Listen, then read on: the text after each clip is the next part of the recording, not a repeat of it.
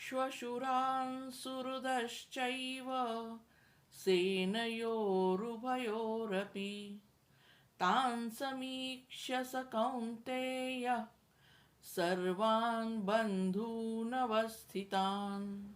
या श्लोकाचा शब्दशः अर्थ असा आहे की अर्जुनाने युद्धभूमीवर दोन्ही सैन्यांमध्ये आपले सासरे, सुहृद मित्र आणि इतर नातेवाईक उभे आहेत हे पाहिले. या श्लोकात अर्जुनाच्या मनात उठलेली द्विधा स्थिती दिसते.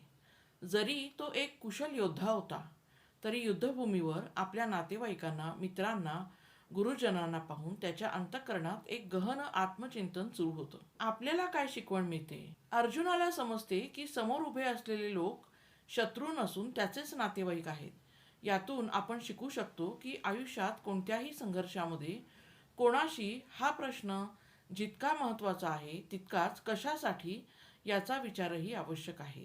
अर्जुन जरी क्षत्रिय असला आणि युद्ध त्याचे धर्म कर्तव्य असले तरी तो क्षणभर भावनेच्या पातळीवर विचार करतो.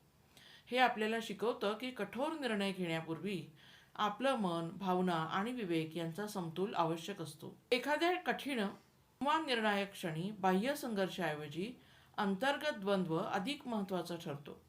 दैनंदिन जीवनातही आपण अनेकदा अशा निर्णयांपुढे उभे राहतो जिथे भावनिक आणि व्यावहारिक यांचा संघर्ष होतो.